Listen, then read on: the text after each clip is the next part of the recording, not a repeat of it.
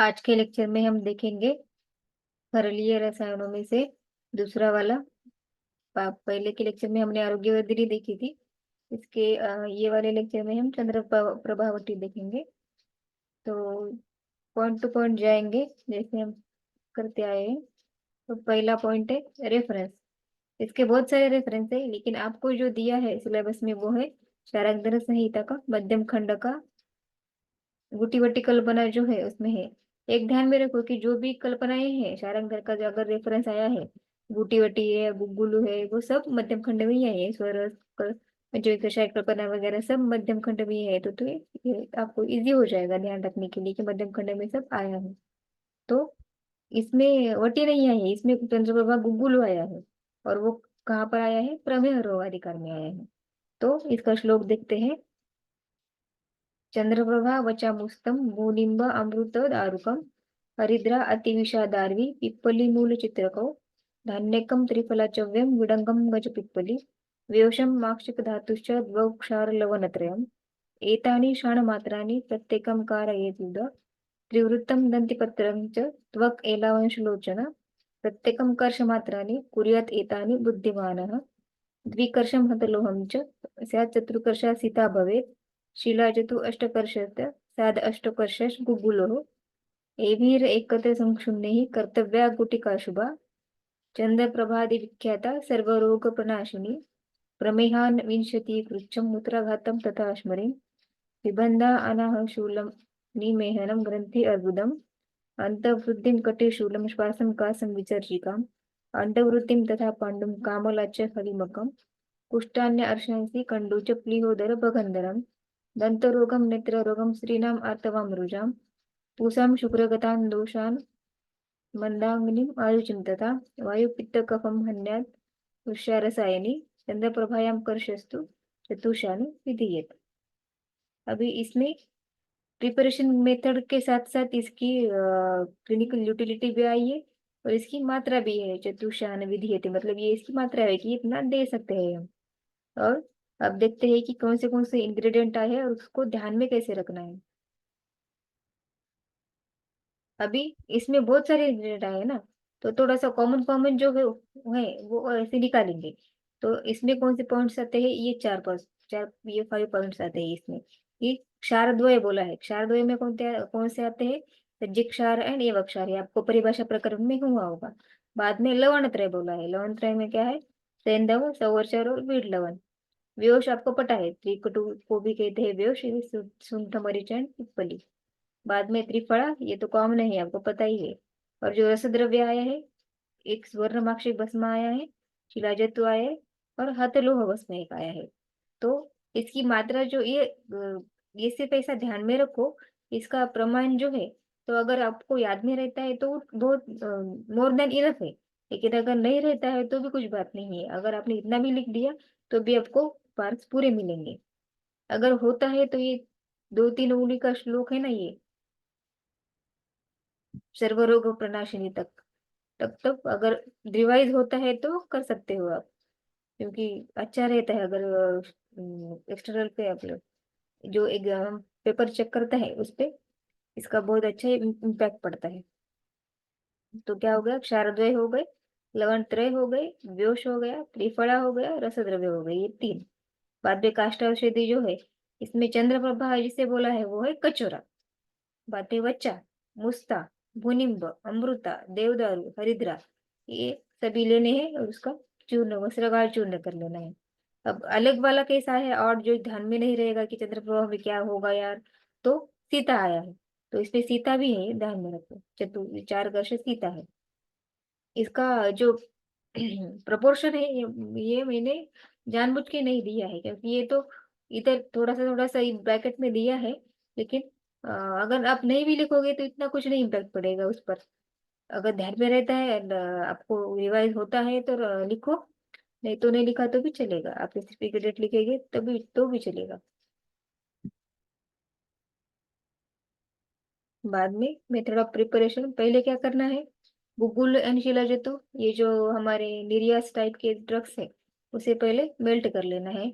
अगर नीड है तो थोड़ा सा वाटर भी उसमें डाल सकते हैं पिघलाने के लिए। बाद में इसमें रस की जो भस्म है, रस द्रव्य जो आया है, माक्षिक भस्म एंड लोह भस्म, वो ऐड करने हैं। बाद में जो हमने काष्ठ औषधि दी कि 10-12 काष्ठ औषधि, उसका वस्त्र का चूर्ण डालना है। और ये अग्नि पर करना है, कंटिन्यू स्टर करके करना है। बाद में सीता ऐड करनी है। और उसको जब हम थोड़ा सा ऐसा guggul type semi solid consistency का हो जाएगा, तब तक हाथों से हम उसकी वटिया बनाते हैं, या फिर मशीन में वटिया बना सकते हैं। ये हो गई हमारी चंद्रप्रभा कुगुरु। क्या क्या करना है?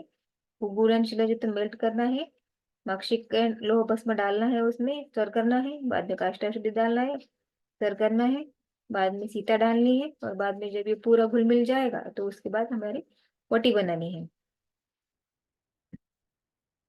मात्रा कितनी बोली है? 4 शनि, श्लोक के अनुसार ही लिए मैंने यहाँ पर। और अनुपान में क्या है? मेनली तो ये प्रमेय रोगाधिकार में आई है ना। तो इन ऑल प्रमेय आपको पता है कि गुरुजी का स्वर बहुत जन लेते हैं, या फिर त्रिफला मेद रोगों में आया है। दारू हरिद्रा मुस्ता, ये तीन भी ड्रग याद रखने के याद रख रह सकते हैं, क्योंकि प्रमेय है ये। ऐसा प्रमेय का पेशेंट जो आप अगर विजुअलाइज करोगे, तो ऐसा मोटा सा थोड़ा सा स्निग्ध त्वचा वाला ऐसा होगा, तो उसका आकर्षण करने के लिए त्रिफला, दारू हरिद्रा मुस्ता, ये तो ध्यान में रह जाएंगे। और जनरली लोग शुगर मतलब डायबिटीज है बोलोगे तो कड़वा कुछ तो भी पीते हैं, तो गुरुजी स्वरस ये ध्यान में रखो। बाद में मधुमेह में क्या है? नींबू पत्र या फिर बेल पत्र स्वरस के साथ, या फिर जम्बू पत्र। यहाँ पर देखोगे तो मोस्टली कटुरस तिक्तरस ही आया है इसमें। लाला में हमें त्रिफला अरगवत, मंजिष्ठा में नीम अर्जुन कमल बीज, ये कमल बीज है सॉरी।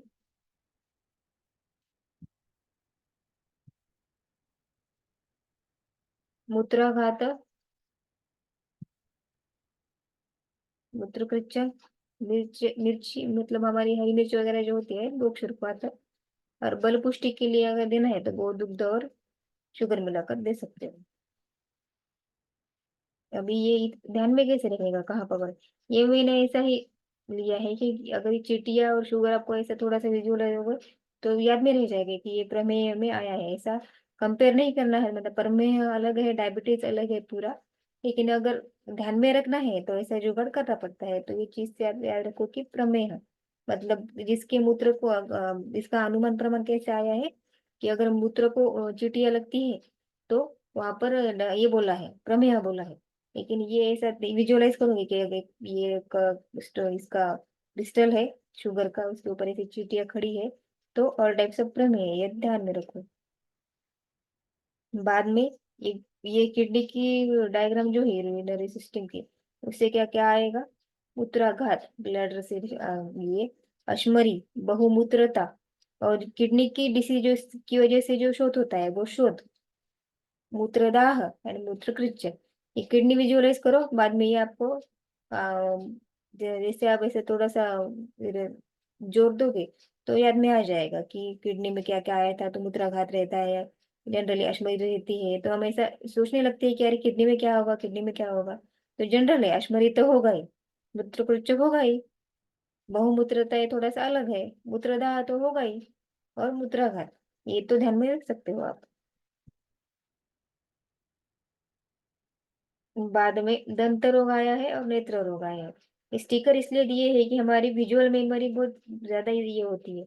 अगर दांत ये ऐसा दांत दिखेगा हैप्पी वाला, और ये ऐसे इतनी बड़ी बड़ी आंखें दिखेगी, तो जल्दी में समझ आ जाएगी कि चंद्रप्रभा होती कहाँ का यूज होती है, कहाँ का होती है। ऑल टाइप्स ऑफ प्रमेह मेदो रोगों में भी होती है, ये यूरिनरी सिस्टम के इस डिसीजों में। बाद में नेत्र रोग, दंत रोग, ये जो दंतशूल में जो है ना, वो 2 TDS देते हैं हम इधर। तो बहुत अच्छी तरह से, मतलब जैसे पेन किलर के साथ पेन कम को तो होता है ना, दंत इसका टूथ कम होता है, तो वैसे ही चंद्रप्रभा से ही होता है, चंद्रप्रभा से भी होता है। बाद में ये जो फीमेल रिप्रोडक्टिव सिस्टम का ये इमेज मैंने लिया है, ये आपको पता होगा यूटेरस है। इसमें जो गर्भाशय अशक्तता के कारण गर्भस्राव, गर्भपात, अर्तवृज्जा, गर्भाशय शैथिल्य, रिकरेंट अबॉर्शंस होते हैं तो वो, अनियमित रजस्राव, स्कैंटिमेंसेस, श्वेत प्रदर, गर्भाशय दौर्बल्य, और इन मेल में शुक्रगत दोष है। एज ये वृक्ष है, इसकी वजह से शुक्रगत दोष में यूज की जाती है। तो ये हो गई हमारी चंद्र प्रभावती। तो क्या क्या देखा हमने रेफरेंस में, चारांक संहिता। ये इसके ध्यान में रखने की ट्रिक है कि ऐसा थोड़ा सा ये करो, डिफ्रेंशिएट करो कि क्या क्या दिया है। क्षारद्वय, लवणत्रय, व्योष, त्रिफला, रसद्रव्य। त्रिफला, व्योष ये तो तीन ध्यान में रह जाएगी, लवणत्रय और क्षारद्वय ये भी रह जाएंगे। रसद्रव्य कौन से आए हैं? दो ही आए, तीन नहीं, तीन ही आए हैं। और कचौरा, ये तो हर्बल में तो कचौरा मत लिखने को मत भूलना। ये तो यही नहीं लिखोगे तो थोड़ा सा ये हो जाएगा। और ये थोड़ा सा ऐड मतलब ऑड वाला क्या है? सीता। बाद में मेथड ऑफ प्रिपरेशन कैसे बनानी है वो, मात्राएं, अनुपात, उसके बाद इंडिकेशंस।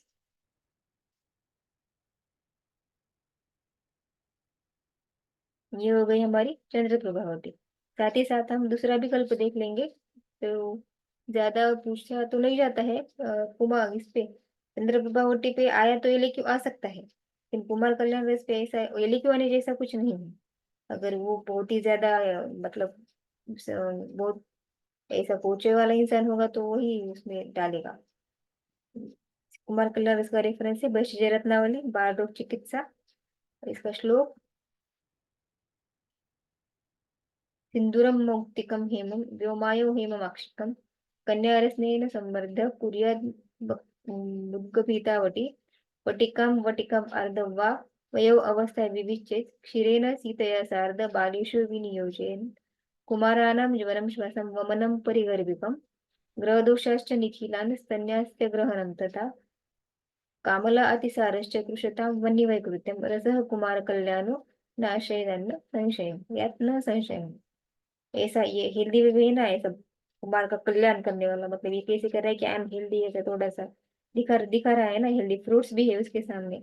तो ये ऐसा कुमार कल्याण इसका ऐसे बनाता है कुमार कल्याण ये रस बालकों को। दो फर्स्ट ऑफ ऑल इंग्रेडिएंट्स इसमें तीन है।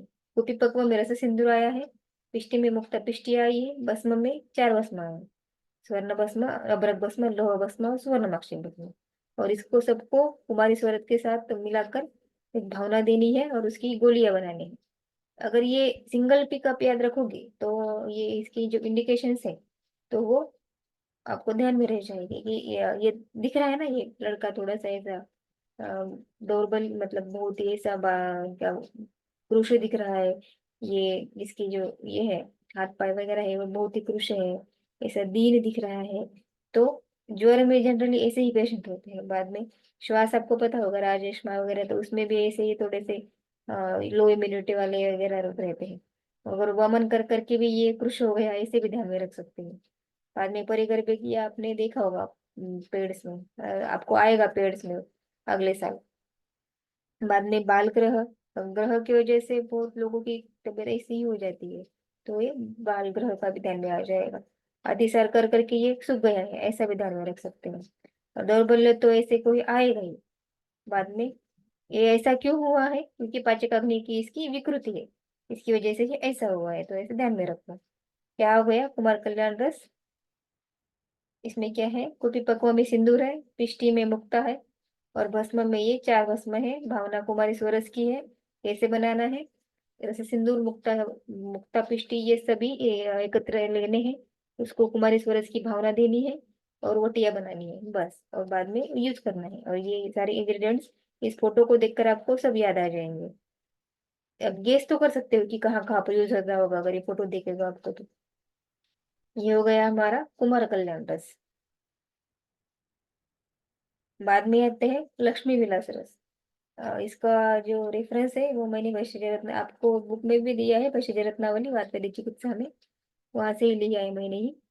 पलम कृष्ण अभ्रचूर्णस्य तदौ अर्धवरसगंधको बला नाग बला बला नाग बला भीरु अभिरु विदारी गंधम एवच कृष्णधतुर निचूलम बुक्षुरवृद्धधारयोः द्विजं शक्राशनसप्पि जाति कोशफले तथा कर्पूरश्चैव कर्षांशं लक्ष्मणचूर्णं पृथक् कृतं गृहीत्वा च अष्टम अंशेन स्वर्णं पर्णरसेन च वटिकां स्विनचनकप्रमाणं कारयेद् भीषक रसो लक्ष्मी विलासोऽयं पूर्ववत् गुणकारकः। ये इसका श्लोक हो गया। बाद में इंग्रेडिएंट्स क्या क्या है कि रसद्रव्य में से चार आए हैं। कृष्णावृत भस्म एक पल, कज्जली मतलब पारदर्श गंधक मिलाकर एक पल, समुद्र फेन और स्वर्ण भस्म। हर्बल कितने सारे हैं, मतलब ये मोस्टली तो हमारे बृहद पंचमोल वगैरह जो है या फिर अष्टोरग के जो द्रव्य है वैसा है, जो बल्ले ब्रूहन से नागबला, शतावरी, विदारी, कृष्ण चतुर्भुज, गोक्षुर, वृद्ध दारू, भंगा बीज, जयफल, कर्पूर। ये ऐसा ध्यान में रखो। बाद में क्या करना है, पहले पारदर्श गंधक की कज्जली बनानी है। बाद में सब ये चूर्ण जो हमने प्रिपेयर किए है वस्त्र का वो डालने हैं। बाद में हाफ शान ऑफ स्वर्ण भस्म, ये इंपॉर्टेंट है। ये जो हाफ शान ऑफ स्वर्ण भस्म है ना, तो ये बहुत इंपॉर्टेंट है।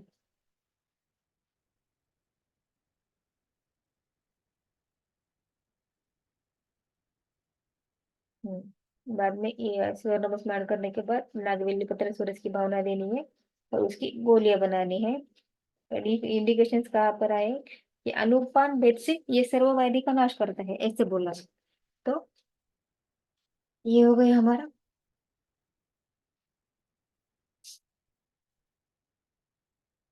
लक्ष्मी विलास रस। तो क्या क्या देखा हमने आज, चंद्र प्रभावती, ये अच्छे से कर लो क्योंकि इसमें लेके आ सकता है। और ये मैंने जो बताया वैसे ही ध्यान में रखो तो अच्छे से ध्यान में रखेगा रहेगा। बाद में कुमार कल्याण रस, ये ज्यादा डिटेल में मैंने इसलिए ही नहीं दिया है क्योंकि कल्पों पे आपको वो इतने ज्यादा क्वेश्चंस नहीं आएंगे, क्योंकि बाकी का सिलेबस बहुत सारा है ना आपको। आएगा तो एक आधा ही लिखो कि मतलब एमसीक्यू के लिए वगैरह ऐसे ही आएगा। ये हो गया कुमार कल्याण रस। एक फोटो से भी आपको बहुत इसका क्लियर हो जाएगा कि किस किस में यूज होता है। बाद में लक्ष्मी विलास रस, वैश्य रत्नावली में, इसमें जो रसद्रव्य है जो हर्बल द्रव्य है उसके लिए अलग से बना। बाद में इसका मेथड ऑफ प्रिपरेशन, और ये सर्व रोग और ये आपको पता है। तो चलो यहाँ पर रुकते हैं आज के लिए। Thank you.